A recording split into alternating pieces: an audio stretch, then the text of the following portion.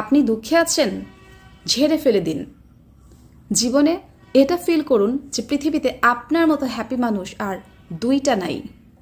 আমার সাথে কেন হলো, এমনটা কেন হলো, কি জন্য বারবার সব কিছু আমার সাথেই হয়, এই কথাটা আমরা হয়তো অনেকেই বলি।